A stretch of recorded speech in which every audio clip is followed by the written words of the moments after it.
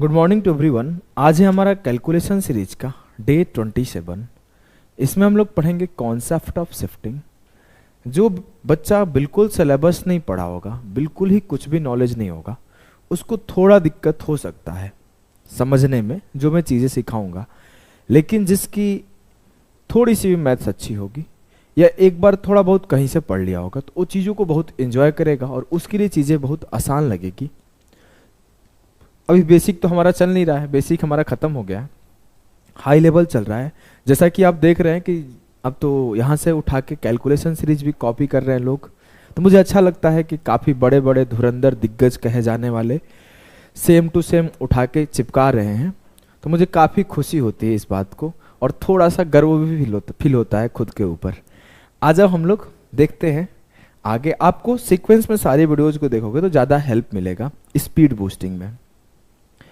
और आपको आंसर की और पीडीएफ मिल जाएगा टेलीग्राम पे। अगर आपको पसंद आता है क्लासेस तो आप प्लेलिस्ट शेयर कर दिया करो हर ग्रुप में। और अगर आपको पेड कोर्स के बारे में जानना है कंप्लीट मैथ्स पढ़ने के लिए तो इस नंबर पे मैसेज करिए। आइए स्टार्ट करते हैं बिना किसी टाइम पास के। आज का क्लास है शिफ्टिंग के ऊपर। देखो शिफ्टिंग ऐसा चैप्टर है ना, इस पर मैं अगर 4 घंटे भी 3 घंटे क्लास देना चाहूँ तो दे दूंगा। इतना कंटेंट इस पर बनाया जा सकता है और इसमें टाइप बांट बांट के बनाया जा सकता है। तो मैं एक आपको जो फिक्स है देखते ही शिफ्टिंग लगेगा ही लगेगा, जिसमें एकदम घुमाया नहीं जा रहा है, सीधा देखते ही पता कर दो हाँ इस पे लगेगा, उस टाइप के सवाल हम लोग करेंगे। सबसे पहले जो मैंने शिफ्टिंग का यूज सीखा था वो सीखा था बोट एंड स्ट्रीम से। बोट एंड स्ट्रीम के बाद मैंने उसको टाइम स्पीड डिस्टेंस, उसको टाइम एंड वर्क, इवन उसको मैं अदर चैप्टर में लगाया। तो मैं आपको एक दो क्वेश्चन सिंपल इंटरेस्ट का भी रख लिया हूं, मजा आएगा, बहुत मजा आएगा। और एक ऐसा क्वेश्चन जो कि बार बार आप पढ़े होंगे, एक्सीडेंट वाला, कि कोई ट्रेन सर्टेन डिस्टेंस जाने के बाद एक एक्सीडेंट हो जाता है, फिर उसकी स्पीड घट जाती है, फिर वो जलती है, तो अब बताइए क्या होगा डिस्टेंस। ऐसे सवाल पढ़े हो? मैं देखता हूँ ऐसे सवालों में लोग फंस जाता है। एक लाइन में आपको सॉल्व करने सिखाऊंगा मैं। तो आइए स्टार्ट करते हैं इस सेशन को।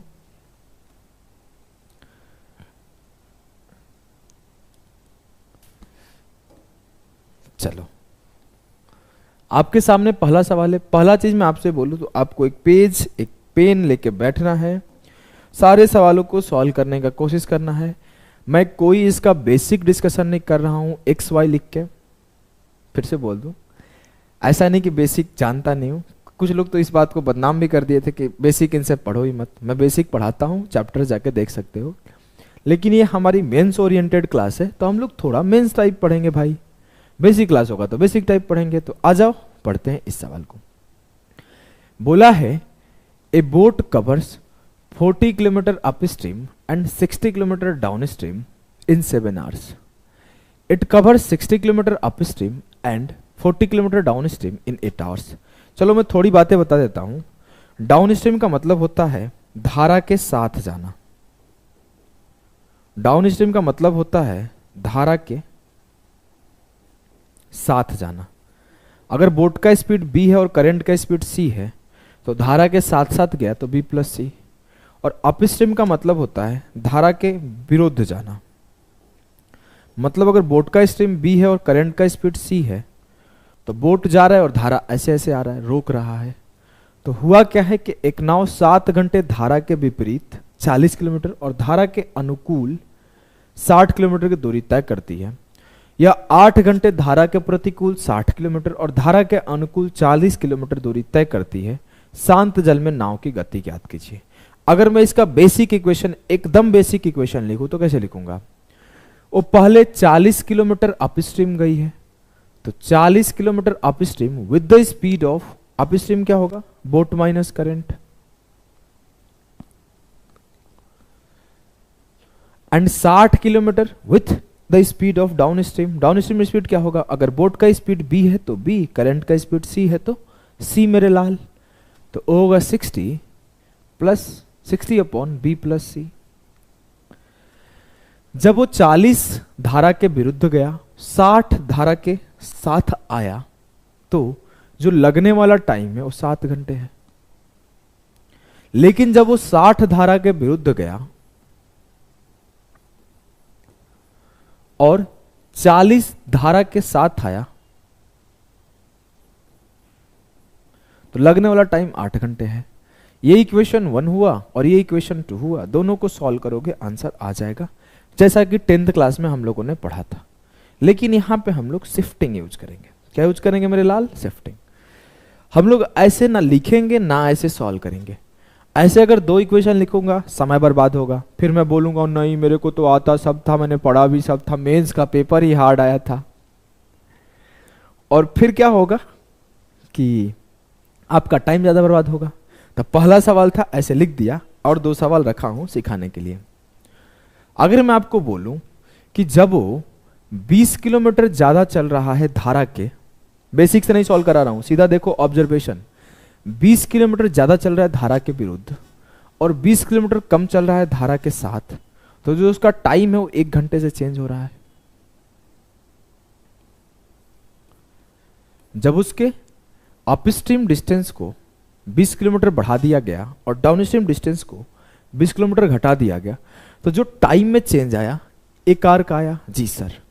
अब मैं बोलता हूं ये धारा के जो साथ है 40 किलोमीटर चलता है। जी हाँ, तो मैं इसको और 20 किलोमीटर कम कर दूं, तो 40 से 20 गया 20, तो इसको और 20 किलोमीटर बढ़ा दूं, 60 में 20 जोड़ा 80, तो ये जो टाइम है वो और 1 घंटा से बढ़ के 8 1 9 हो जाएगा। जी सर। अब मैं बोलूं फिर से इसको 20 किलोमीटर बढ़ा दूं, 80 20 100, फिर से इसको 20 किलोमीटर घटा दूं 0, तो ये 9 से 1 घंटा बढ़ के 10 हो जाएगा। तो मैं ये बोल सकता हूं क्या, 100 किलोमीटर जब वो बोट माइनस करंट की स्पीड से जाता है और 0 किलोमीटर जब वो बोट प्लस करंट की स्पीड से जाता है, तो लगने वाला टाइम 10 आवर्स है। बोल सकता हूं? जी सर।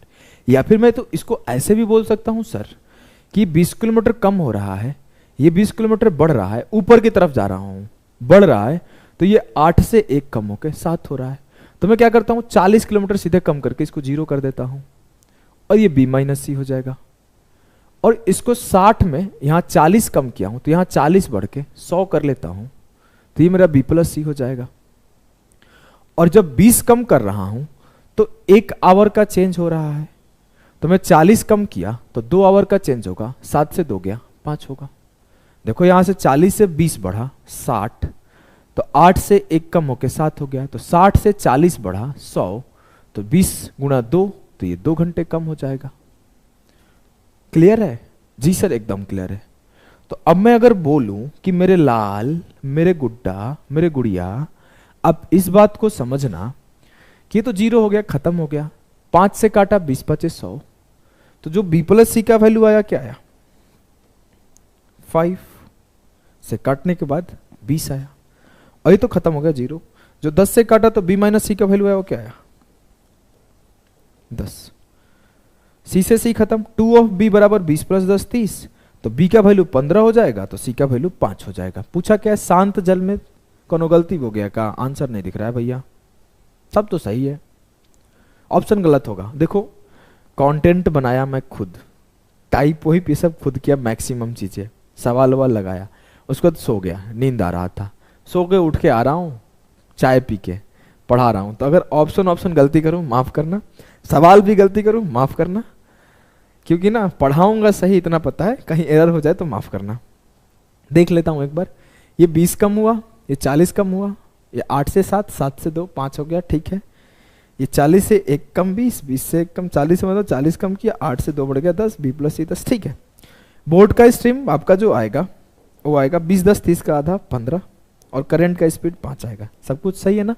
15 5 20 दूना 40, 20 3 60, 10 चौके 40, ठीक है। 15 से 5 गया, 10 छक्के 60, 6 2 8, सब सही है। तो ये जो आया आपका बोर्ड का स्पीड 15 आया, करंट का स्पीड 5 आया। क्लियर है? जी सर।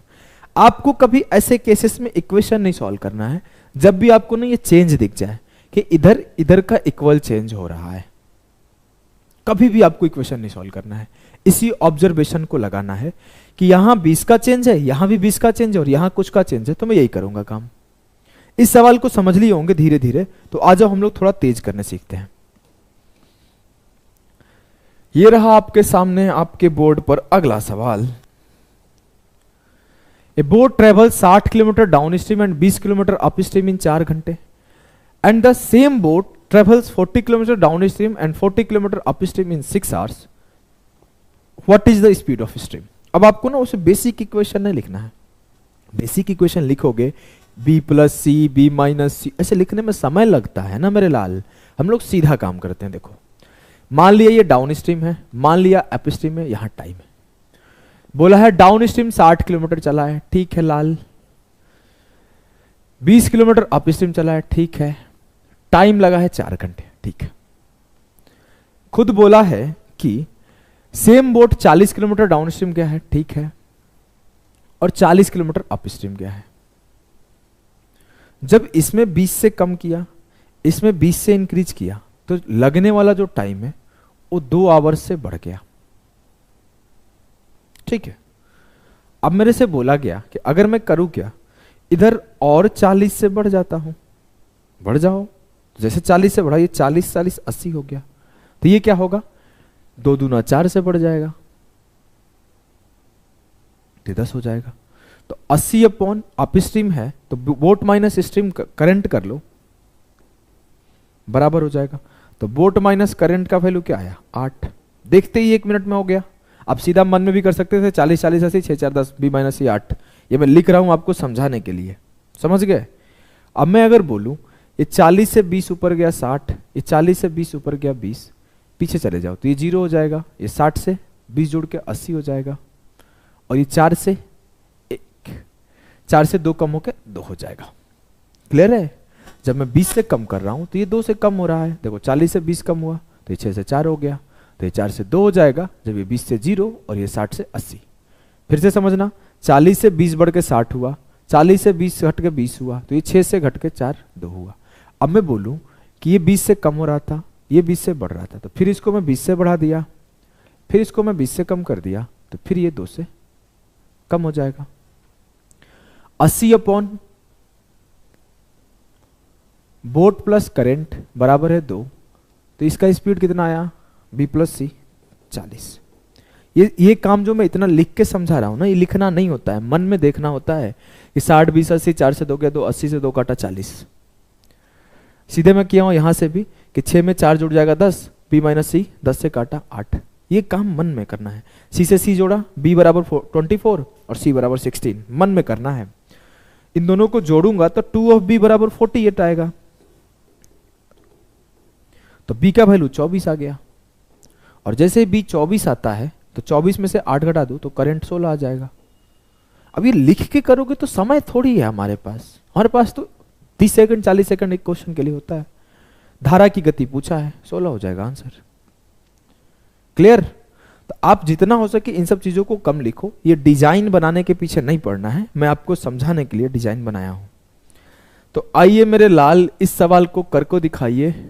होमवर्क दे दूं क्या इस सवाल को? चलो मैं इस सवाल को होमवर्क देता हूं, आप खुद से करना। करा देता हूं, हटाओ यार। बोला है 24 किलोमीटर अपस्ट्रीम जाते हैं साहब, 36 किलोमीटर डाउनस्ट्रीम जाते हैं, 6 घंटा लगता है। 36 किलोमीटर अपस्ट्रीम, 24 किलोमीटर डाउनस्ट्रीम, 6.5 घंटा लगता है।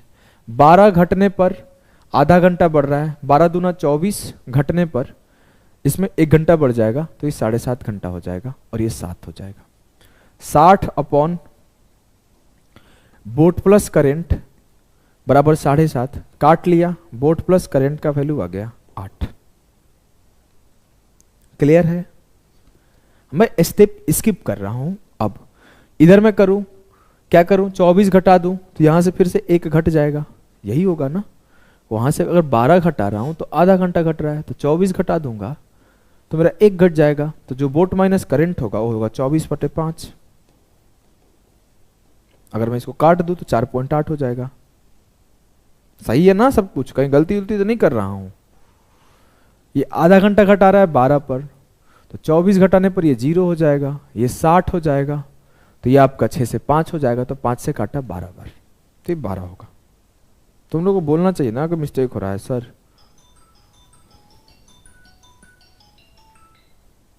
एक बार बोलो सर क्लास ले रहे हैं। देखो यहां पर जो था ना अप स्ट्रीम था, यहां डाउन स्ट्रीम था, तो यहां आपका होगा बोट माइनस करंट, यहां होगा आपका बोट प्लस करंट। अब ये होगा आपका 7.5 से काटा 8 और ये आपका होगा 12, दोनों जोड़ा, बोट आपका आ गया 10, करंट आपका आ गया 2। क्लियर है जी सर, इजीली हो गया। क्या पूछा है, धारा की गति 2 होगा, वही काम करना है, कुछ भी चेंज नहीं है, जितना इधर उधर बोले करते जाओ। अब देखो आपका ये बोट एंड स्ट्रीम हो गया मेरे लाल। अब मैं अगर आपसे बोलूं कि टीएचडी में और कौन सा टॉपिक है, पीछे वाला अगर कोई कंफ्यूज होगा तो down stream up stream compare कर लेना, गलती नहीं किया हूं, सब सही किया हूं। अब मैं आपको बोलूं कि टाइम स्पीड डिस्टेंस में एक और सवाल बनता है, यहां पे भी यूज होता है, ध्यान से देखना। देखो बोला है पहले चरण में 800 किलोमीटर की दूरी 2 भागों में तय करनी है। In the first phase 800 kilometre is to be covered in 2 parts, 250 kilometre in is covered by train and the rest is covered by car. Train से कुछ डिस्टेंस ट्रेवल किया गया, कार से कुछ किया गया, तो टाइम कुछ लगा है। पहले चरण में 250 किलोमीटर ट्रेन से किया गया, रेस्ट किया गया कार से, तो कार से कितना किया गया 450, तो जो लगने वाला टाइम है वो 27 आवर्स है। फिर बोला गया अगर 300 किलोमीटर ट्रेन से किया जाता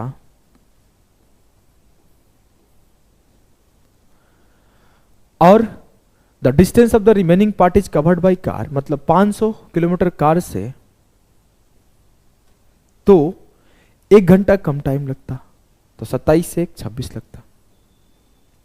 अब मैं आपको सीधा सीधा बोलूं कि 50 किलोमीटर कार से ज्यादा किया, 50 किलोमीटर ज्यादा किया, दोनों तरफ ज्यादा ही हो रहा है ना, हाँ ठीक है, 50 किलोमीटर यहां ज्यादा कर दिया और 50 किलोमीटर यहां कम कर दिया, यहां 550 होना चाहिए।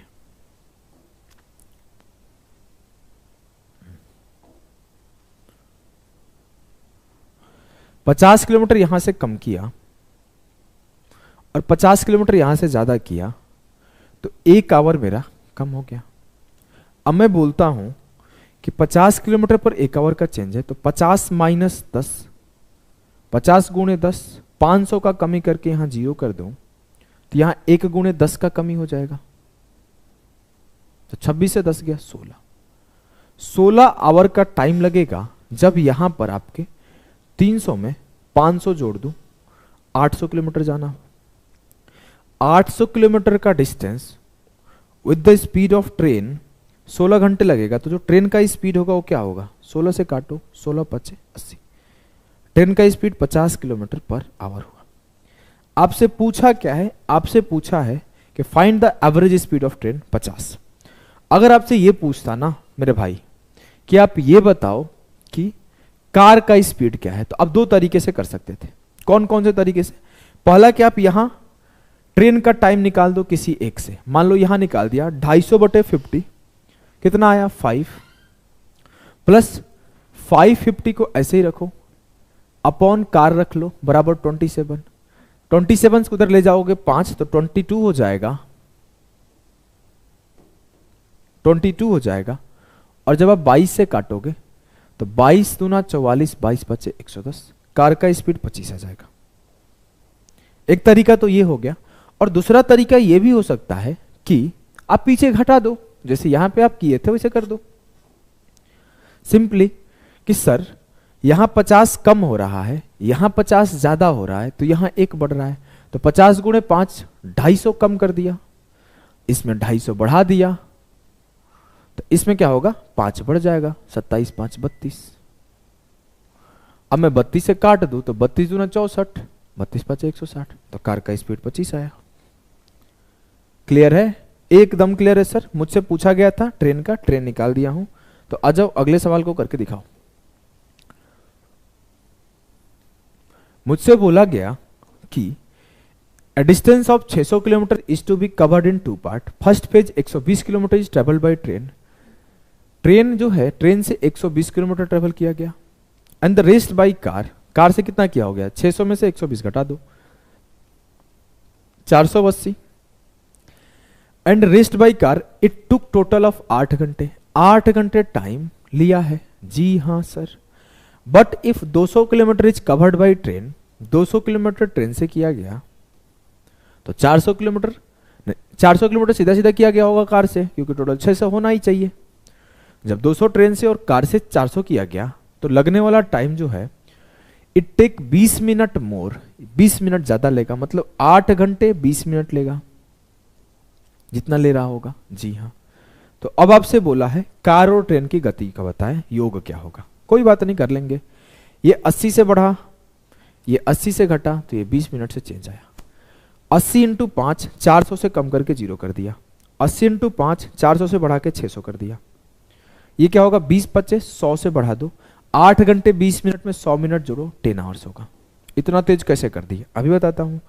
8 घंटे 20 मिनट था, 100 मिनट में क्या होता है 60 प्लस 40, 1 घंटे 40 मिनट, तो 8 1 9 घंटे और 40 20 60 मिनट, तो 9 घंटे और 60 मिनट 10 आवर्स हो जाएंगे। 0 से 0 खाता तो मेरे को ट्रेन का स्पीड कितना आया सर 60।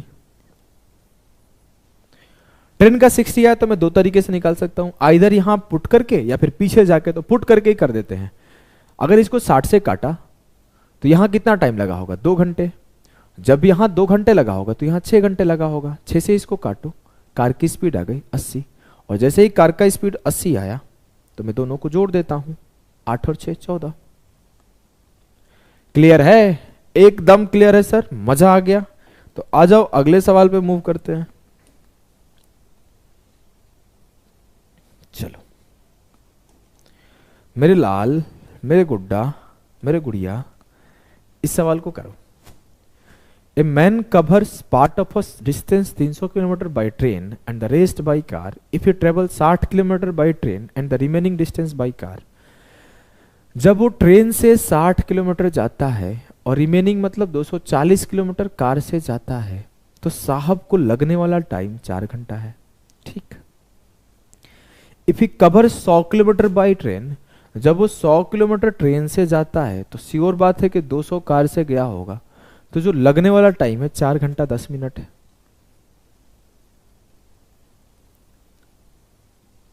देखो फिर से वही कहानी है सर, ये फिक्स हो, यहां 60 किलोमीटर से 100 किलोमीटर हो गया, प्लस का 40, यहां माइनस का 40, तो यहां क्या हुआ 10 मिनट बढ़ गया। एक काम करता हूं, 40 पांचे 200 माइनस कर लेता हूं 0, 40 पांचे 200 जोड़ देता हूं 300, और यहां 10 पांचे 50 जोड़ देता हूं तो 5 आवर हो जाएगा। 5 से काटा 300 था ना 60, जो स्पीड ऑफ ट्रेन आया वो 60 आ गया। एक ही ऑप्शन दिख रहा है जिसमें ट्रेन का स्पीड 60 है। वैसे आपको सॉल्व करना है तो क्या करो, एक काम और है सर, मेरा 60 स्पीड हो गया ट्रेन का, तो 60 किलोमीटर 60 से ट्रेवल करेगा तो यहां 1 आवर लगा होगा, 1 आवर यहां लगा और टोटल 4 आवर लगा, तो यहां 3 आवर दिया होगा, तो 3 से डिवाइड कर दो, कार का स्पीड 80 आ जाएगा। क्लियर है, मजा आ रहा है, अरे एकदम गर्दा तरीके से मजा आ रहा है सर। चलो तो आगे आ जाओ, टाइम एंड वर्क का सवाल सॉल्व करते हैं। आप अभी तक 2 टॉपिक कर चुके हो, एक कर चुके हो बोट एंड स्ट्रीम, एक कर चुके हो टाइम स्पीड डिस्टेंस। अब आ जाओ हम लोग करेंगे टाइम एंड वर्क। बोला है कि Arjun started a task and left it after working for 2 days, then Bharat was called and he completed the task in 9 days। If Arjun alone had worked for 3 days, Bharat alone would have task finished। ये क्या है भाई, would have finished the task होना चाहिए ना भाई, 112 rank लाए हैं, अंग्रेजी आता है, गलत है ये, would have finished the task होगा, या finish the remaining task, remaining would have task finish the remaining work। भाई हमको लगता है अपना 112 रैंक फेल है इस इंग्लिश के आगे। आसान भाषा में आपको समझाऊं, सवाल क्या कहना चाहता है, सवाल समझो, छोड़ो इसको। अर्जुन कोई काम स्टार्ट करता है, 2 दिन बाद करना छोड़ देता है, फिर भरत आता है और 9 दिन में कंप्लीट कर देता है। अगर अर्जुन 3 दिन काम कर दिया होता तो भरत को 6 दिन करना पड़ता। तो आप बताइए कि अर्जुन अकेले कितना दिन में काम कंप्लीट करेगा।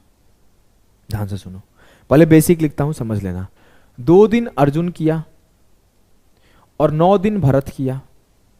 जी हां सर, काम कंप्लीट हो गया। जी हां, 3 दिन अर्जुन किया तो सिर्फ 6 दिन भरत किया, तब काम कंप्लीट हो गया। हाँ सर। अच्छा सर मुझे कि एक चीज दिख रहा है, क्या दिख रहा है? अगर 1 दिन अधिक करता है अर्जुन तो 3 दिन कम करता है भरत, है ना? अर्जुन अगर 1 दिन एक्स्ट्रा काम करता है तो भरत 3 दिन कम करता है। इट मीन्स कि जो 1 दिन का अर्जुन का काम होगा वो 3 दिन के भरत के काम के बराबर होगा। वही वर्क शिफ्ट हो जा रहा है।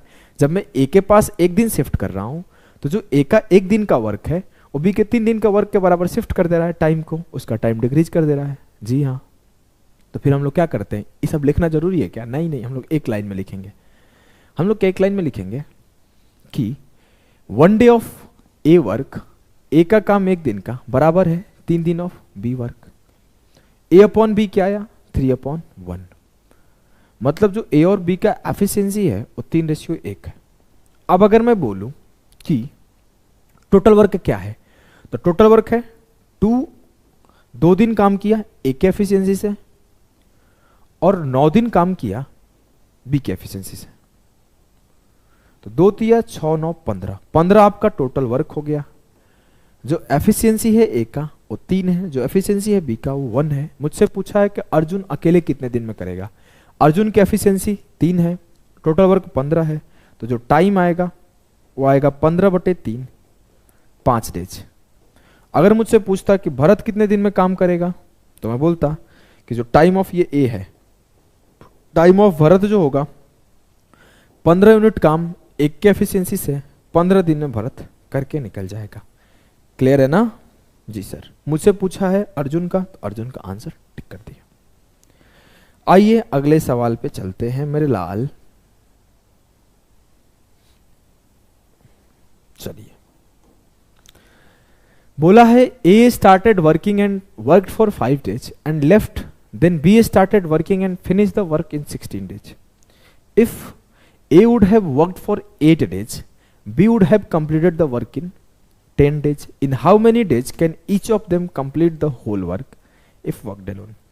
देखो, बोला है 5 दिन जब A करता है तो 16 दिन B करता है, लेकिन जब A 8 दिन करता है तो B 10 दिन करता है।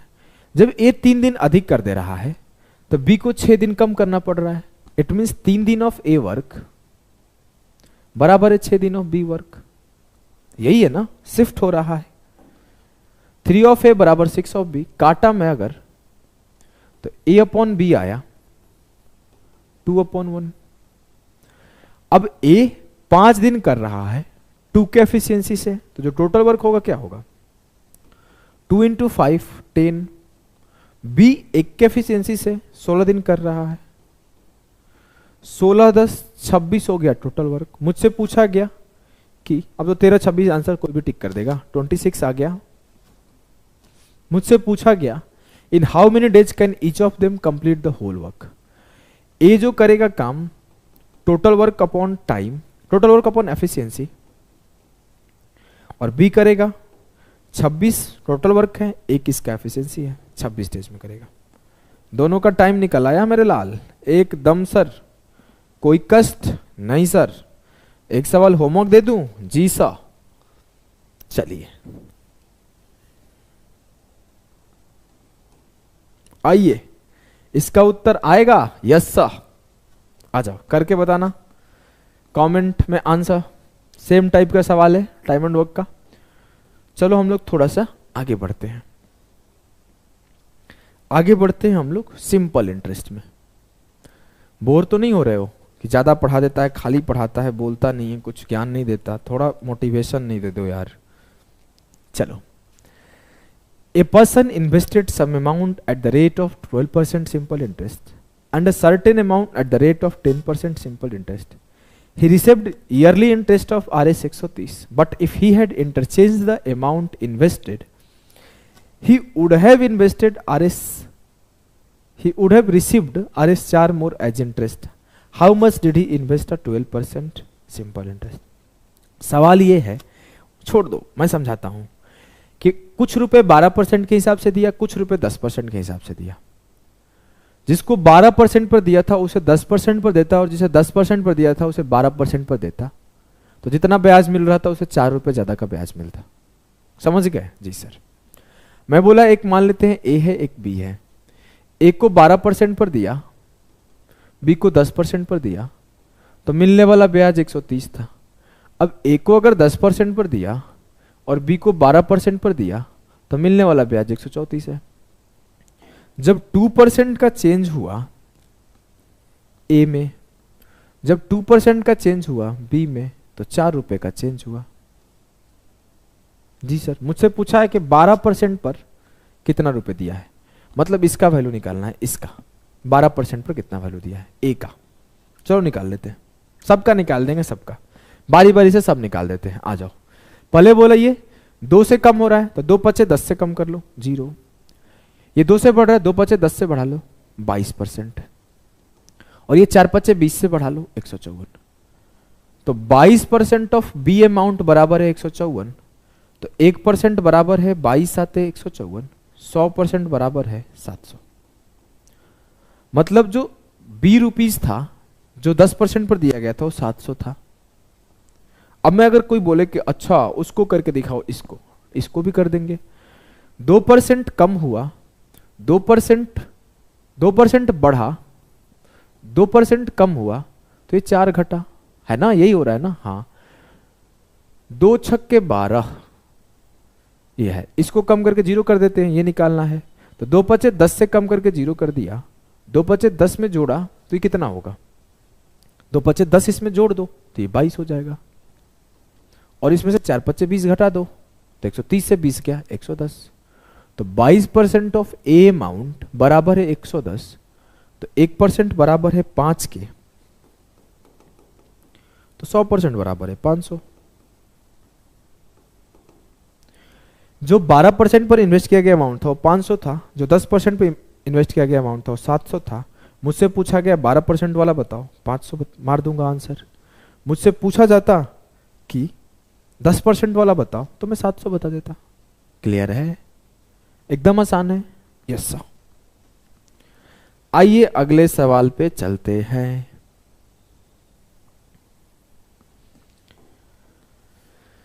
एक आदमी एक राशि को 10% प्रतिवर्ष, दूसरी राशि को 8% प्रतिवर्ष साधारण ब्याज पर निवेश किया। Man invested 10% per annum and another amount at 8% per annum simple interest. Thus, he received 1350 as annual interest. तो मेरे लाल क्या बोल रहा है कि एक पार्ट को 10% पर किया, दूसरे पार्ट को 8% पर किया, तो 1350 का ब्याज मिला। अब बोला अगर वो इंटरचेंज कर दे, मतलब जिसको 10% पर किया था उसे 8% पर कर दे, और जिसे 8% पर किया था उसे 10% पर कर दे, तो होगा क्या, 45 कम आने लगेगा इंटरेस्ट। तो 2% का चेंज बराबर है 45, 2 चौके 8 चेंज करो, एक बार 2 पचे 10 चेंज करो, 18 बराबर कुछ हो जाएगा, आंसर आ जाएगा। एक लाइन का सवाल है, लिखना बिल्कुल नहीं है। चलो मैं फिर भी लिख के समझा रहा हूं।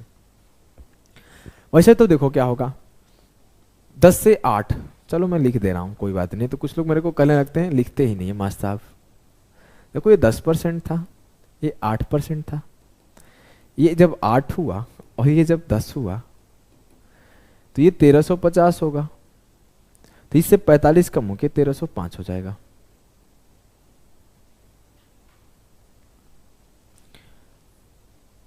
ये 2 से कम हुआ तो 2 चौके 8 से कम करके 0 कर दिया। ये 2 से बढ़ा था तो 2 चौके 8 से बढ़ा के 18 कम कर दिया।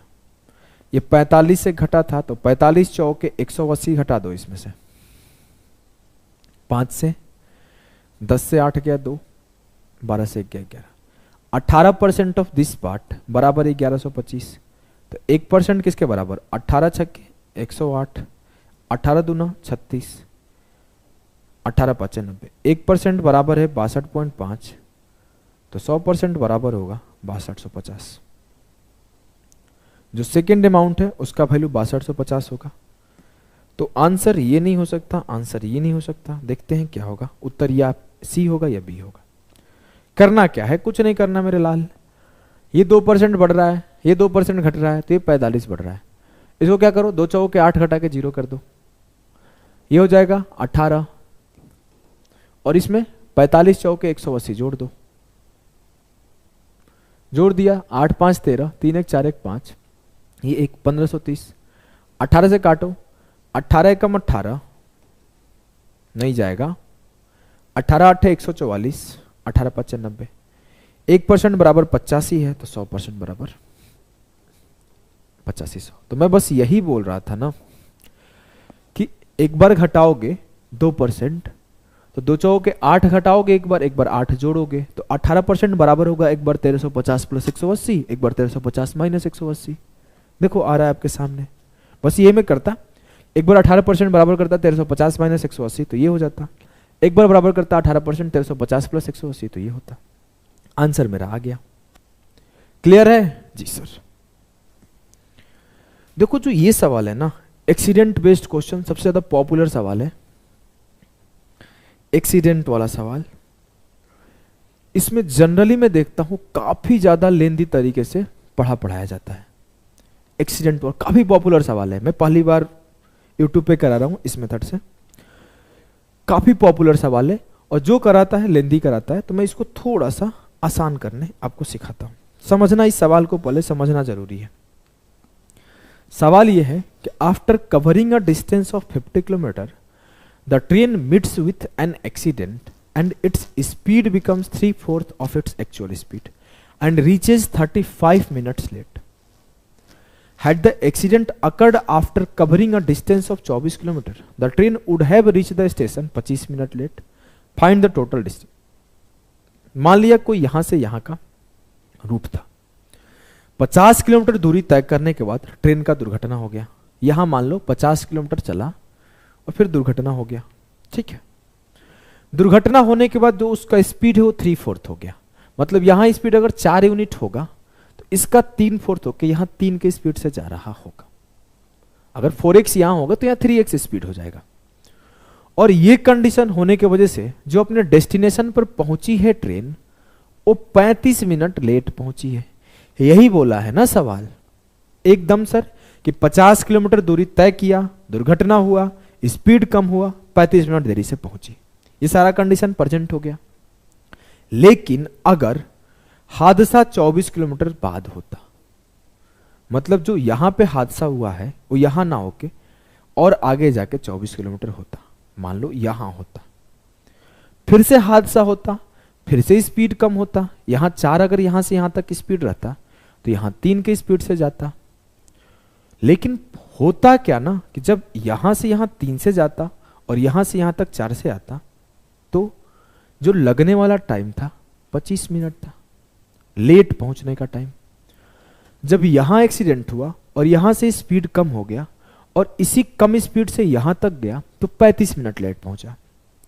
लेकिन स्पीड अगर 24 किलोमीटर बाद हुआ यहां और यहां से कम स्पीड से ट्रेवल किया तो लगने वाला टाइम जो लेट टाइम है 25 मिनट हुआ।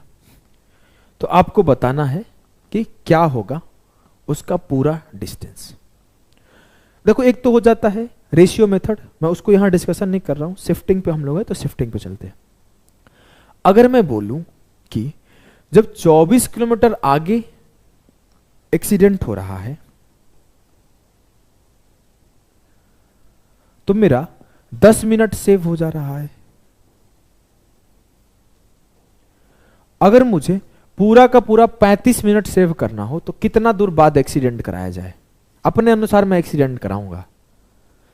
अब मैं बोला कि अगर मैं बोलूं कि 12 किलोमीटर बाद एक्सीडेंट होगा तो 5 मिनट सेव होगा।